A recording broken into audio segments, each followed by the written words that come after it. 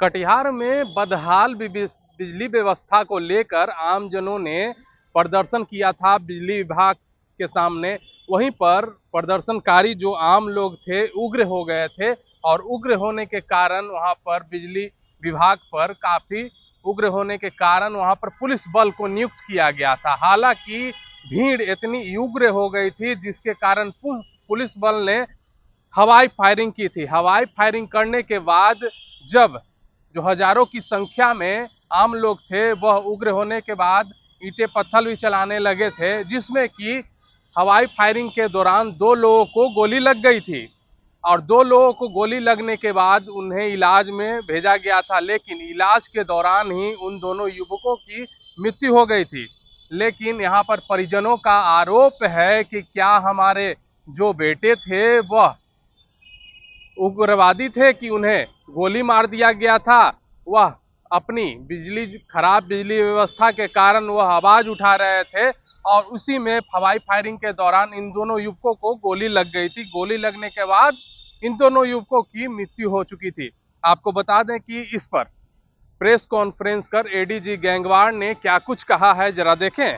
26 जुलाई अर्थात कल लगभग 12:30 बजे कटिहार जिला के बारसोई थाना अंतर्गत बिजली विभाग के कार्यालय पर घटित घटना में वर्तमान में स्थिति बिल्कुल शांतिपूर्ण तथा नियंत्रण में। उग्र भीड़ में सम्मिलित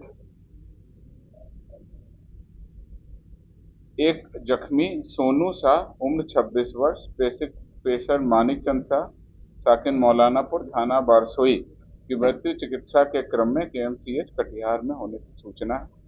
इस प्रकार इस घटना में मृतकों की संख्या 2 हो गई है। एक अन्य मृतक का नाम मोहम्मद खुर्शीद उम्र 30 वर्ष पेशर नसीबुल हक साकन छतना थाना कचना ओपी बारसोई जिला कटिहार। दोनों मृतकों का अंत परीक्षण दंडाधिकारी की उपस्थिति में कराया गया है तथा अंत परीक्षण की कार्रवाई की वीडियोग्राफी भी कराई गई। मोहम्मद खुर्शीद का अंतिम संस्कार हो चुका है। एक अन्य अंतिम संस्कार की कार्रवाई भी शीघ्र होगी। एक अन्य जख्मी मोहम्मद नियाज उम्र 30 वर्ष पेशर नौशाद थाना आबादपुर जिला कटिहार चिकित्सारत है। घटना में उग्र भीड़ के हमले में पुलिस पदाधिकारियों, कर्मियों और बिजली विभाग के कर्मियों को भी गंभीर चोटें आई, जिसमें 9 पुलिसकर्मी, 6 बिजली विभाग के कर्मी गंभीर रूप से जख्मी हुए, जिसमें 1 पुलिस उपाधीक्षक, 4 पुलिस अवर निरीक्षक, 1 महिला दरोगा, 3 सिपाही सहित कुल 9 पुलिसकर्मी और सहायक अभियंता सहित कुल 6 बिजली विभाग के कर्मियों को चोटें हैं। इसके अलावा भी कई पुलिसकर्मियों को हल्की चोटें आने की सूचना थी। जिलाधिकारी तथा पुलिस अधीक्षक कटिहार को संयुक्त रूप से घटना की प्रक्रिया अनुसार विस्तृत संयुक्त प्रतिवेदन समर्पित करने का निर्देश दिया गया। संयुक्त प्रतिवेदन प्राप्त होने पर इस पर आगे विचार किया जाए। कटिहार जिला में स्थिति वर्तमान में नियंत्रण में है। फिर भी कल जो घटनाएं हुई थी उसमें तत्काल पुलिस मुख्यालय के स्तर से 2 कंपनी अतिरिक्त बल, लाठी बल वहां उपलब्ध कराया गया था। 1 कंपनी बल क्षेत्रीय स्तर से भी वहां उपलब्ध कराया गया, जो आगामी त्योहार के अवसर पर भी वहां पर कंटिन्यू करेगा। आम जनता से अपील है, किसी भी प्रकार के अफवाहों पर ध्यान न दें, कानून को हाथ में नहीं लें तथा शांति बनाए रखने में पुलिस प्रशासन का सहयोग करें। कटिहार जिला से संबंधित ये हमारा आज का अपडेट है।